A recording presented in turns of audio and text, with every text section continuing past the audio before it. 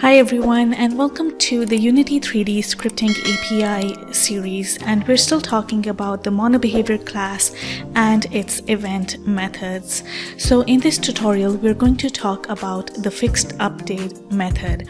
So to recap, the update method is used to determine the state of a game object in the next frame and thereon continuously. Okay, so it depends on the frame rate of a game. So if your game is running at 30 frames per second, then the update method is called on each frame. So it will be called 30 times in 1 second. Also, the intervals between each update call can be irregular. Okay, they're not fixed, because if the first frame takes a long time to load, then the next update call is delayed. So in contrast, the fixed update method is called continuously after 0.02 seconds or whatever time interval that you choose. Unity's fixed time step defaults to 0.02. So this means that fixed update method is being called after every 0.02 seconds continuously. And if we go to Unity, Edit, and then Project Settings, here on the left side, click on Time, and you can see that the fixed time step is 0.02 seconds.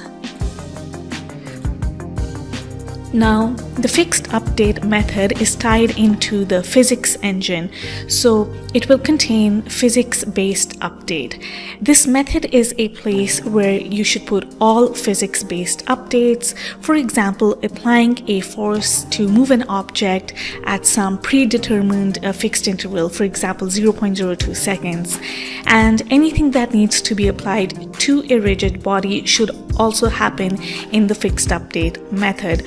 Now, just to recap, the rigid body component will put a game object's motion under the control of Unity's physics engine. So the game object will be subject to the law of physics, for example, gravity. Now, the script component has to be enabled in order for the fixed update method to execute. And for that matter, even for the update method, the script component has to be enabled. And lastly, the refresh rate of a game does not matter for the fixed update method. So it's going to be called after every 0.02 seconds, regardless of whether the game runs at 30 frames per second or 60 frames per second. And let's try this code out. So in my Unity 3D editor, I have a cube object, and I've already attached the cube controller script to it. So let's open the script up, and we've gone over this before. So I have my start and update event methods, and I'm going to log something to the console. So that's what the debug.log statement is doing. And let's go ahead and now try the fixed update method.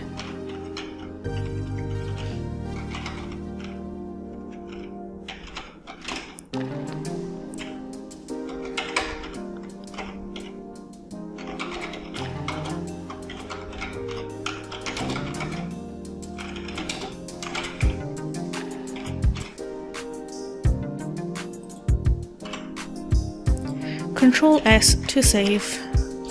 Okay, let's come back and run this and see what we get. So as you can see, that the first thing that we see logged to the console is the start method, and that's the string that's logged. And just to recap, that the start event method is called on the first frame of the game. And then we have the fixed update method, and this, if you can see on the right side, this is going to be called after every 0.02 seconds.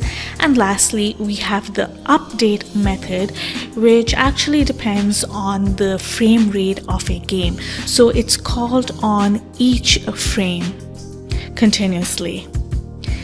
And that's all for this tutorial. If you liked this tutorial, go ahead and hit subscribe and like. Bye.